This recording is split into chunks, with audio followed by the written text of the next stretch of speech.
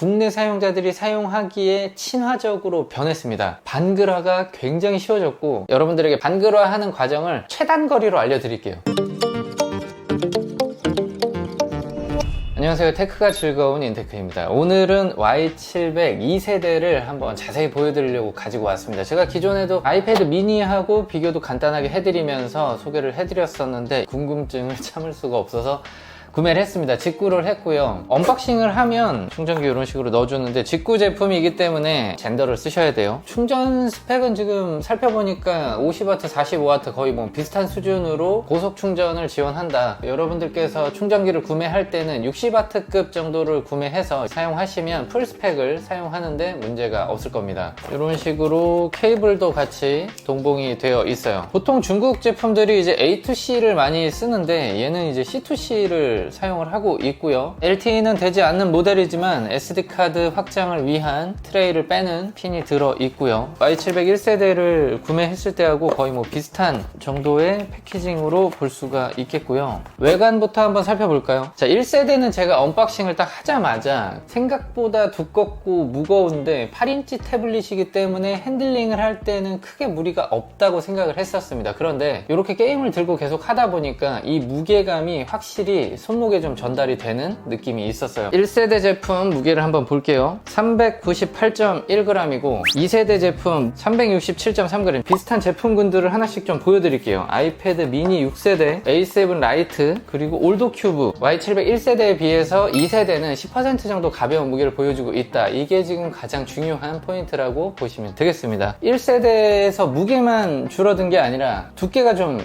달라요. 확실히 좀 차이가 납니다. 측정을 한번 해볼게요. 0.5에서 0.6mm 정도 차이가 난다라고 생각을 하시면 되겠습니다. 0.5mm 차이가 뭐 크냐라고 생각하실 수가 있는데 들어보면 그립감이 많이 달라요. 무게뿐만 아니라 이렇게 잡았을 때 이 두툼함이 확실히 체감이 됩니다. 1세대만 계속 사용을 하시는 분들은 어떨지 모르겠는데 2세대를 같이 번갈아 가면서 사용을 해본다고 하면 생각보다 차이가 되게 많이 난다는 걸 아실 수가 있을 겁니다. 외관을 조금 더 살펴볼게요. 상단에 있던 3.5파이 이어폰 단자가 빠졌고요. 측면에 C타입으로 바뀌었습니다. 요즘에 이제 아이폰도 C타입을 채용을 하면서 전성기가 좀 오지 않을까라는 생각도 좀 들긴 하고요. 옆면에만 있냐? 그렇지 않습니다. 아래쪽에 C타입이 또 하나가 있습니다. 하나는 이어폰으로 쓰고 하나는 충전용으로 쓰는데, 자, 이런 식으로 게임을 할 때 아래쪽에 꽂고 사용을 하면 당연히 걸리적거리는 게 좀 덜 하겠죠. 그런데 이어폰을 꽂으면 또 마찬가지가 아니냐라고 생각할 수 있는데, 그럴 때는 이제 블루투스 이어폰을 사용을 하시거나 뭐 여러 가지 대안들이 있으니까 선택을 할 수 있다라는 지점에서 측면에 C타입 충전 단자를 하나 넣어 놓은 거는 저는 굉장히 좋은 변화라고 생각을 했습니다. 자, 그리고 뒷면에 디테일하게 달라졌어요. 음각이 돼서 조금 더 고급스럽게 리전이라는 로고를 넣어 놨고요. 카메라는 하나가 추가가 됐는데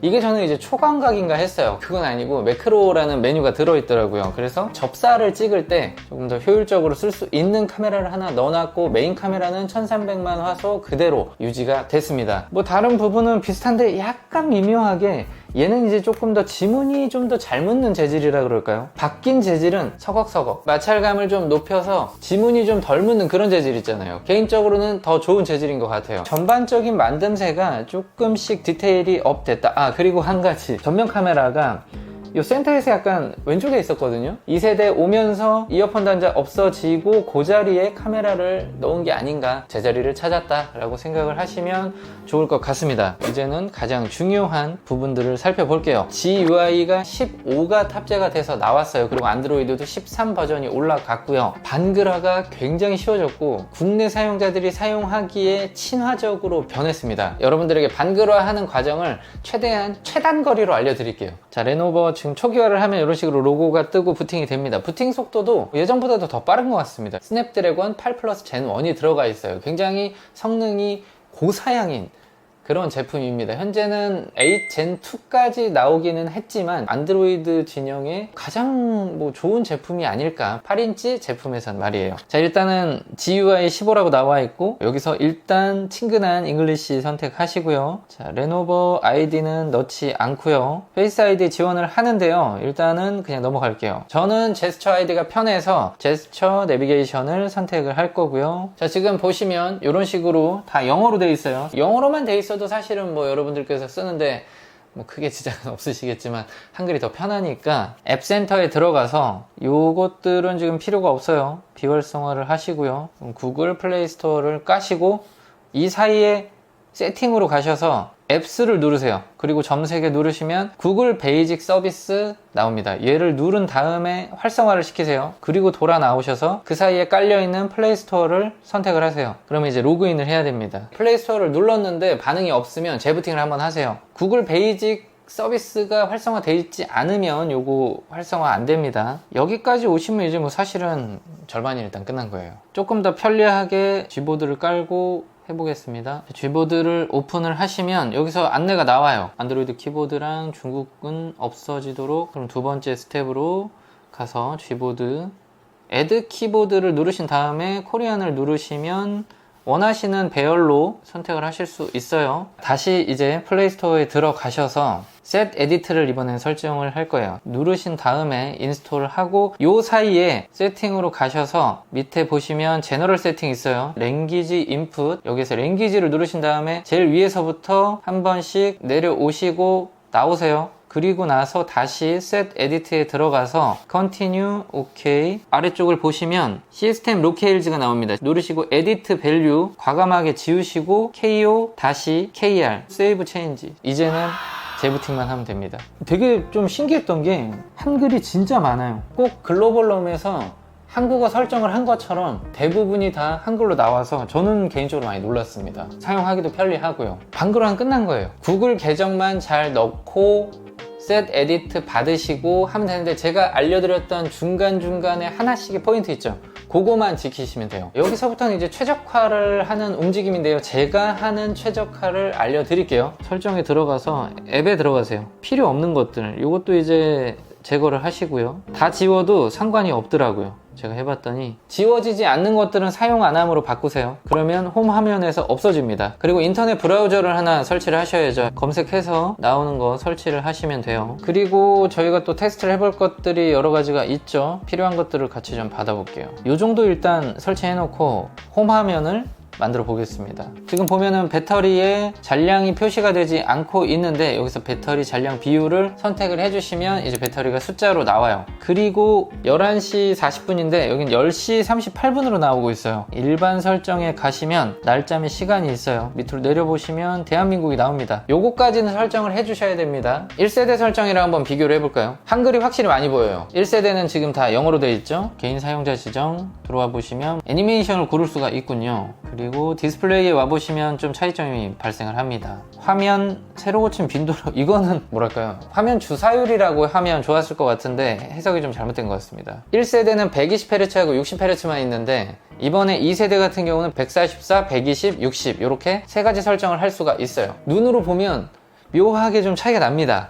저는 개인적으로 144Hz 좋은 것 같아요. 또 하나 여러분들이 알고 계셔야 될 게 일반 설정에 들어가 보시면 빠른 제스처가 있습니다. 여기를 누른 다음에 화면을 켜려면 2번 탭합니다. 그리고 2번 눌러서 잠금. 2개로 활성화를 해놓고 홈화면에 나와보면 꺼졌다 켜집니다. 1세대는 꺼지질 않습니다. 더블 탭을 하면 켜지기는 해요. 저는 이 정도 해서 사용을 하면 글로벌 롬으로 되어 있는 한글화 되어 있는 태블릿이랑 거의 뭐 유사하게 사용할 수 있지 않나 라는 생각을 했습니다. 그리고 여러분들이 궁금해 하실 테스트를 몇 개 해볼게요. 자, 넷플릭스 FHD 지원을 하는 것을 볼 수가 있습니다. 넷플릭스가 되면 사실은 뭐 다른 것들은 거의 다 FHD 이상급을 지원한다라고 생각하시면 되겠고요. 게임을 해보면 기대만큼 굉장히 빠릿빠릿한 성능을 보여주고 있어요.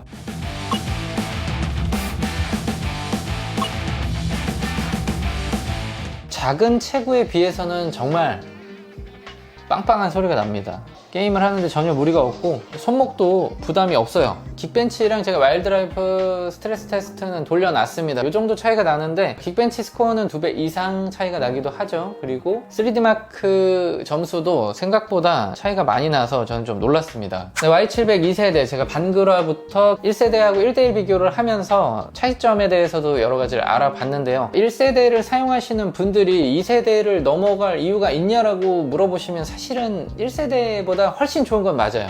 개선점이 많이 있습니다. 하지만 1세대로 그래서 안 되는 게 있냐라고 물었을 때는 뭐 그래도 이게 진짜 말도 안 되는 최적화를 좀 해놓은 것 같아요. 스냅드래곤 870이 지금 굉장히 가성비가 좋고 웬만한 것들이 다 돌아가는 칩셋이라고 하더라도 Y700 1세대는 최적화를 진짜 어떻게 해놨나 싶을 정도로 잘 됐거든요. 그래서 아직도 어지간한 게임들이 다 잘 됩니다. 이걸 사용하시는 분들이 또 40만원 정도를 주고 2세대를 넘어오는 거는 사실 저는 뭐 찬성하지는 않습니다. 하지만 지금 구매에 나서는 분들이라고 하면 아이패드 미니 6하고 고민하는 분들, 그분들 타겟으로는 분명히 Y700 2세대의 메리트도 있지 않나. 애플 생태계에 꼭 얽매여야 하는 게 아니라면 144Hz 고주사율도 경험을 하시고 지금 한글화도 굉장히 잘 되어 있기 때문에 플레이스토어 환경에서 게임을 즐기시려는 분들에게는 저는 더없이 좋은 선택지가 되지 않나라는 생각을 했습니다. 그리고 8인치대 제품에서 이 정도 퍼포먼스가 나오는 거는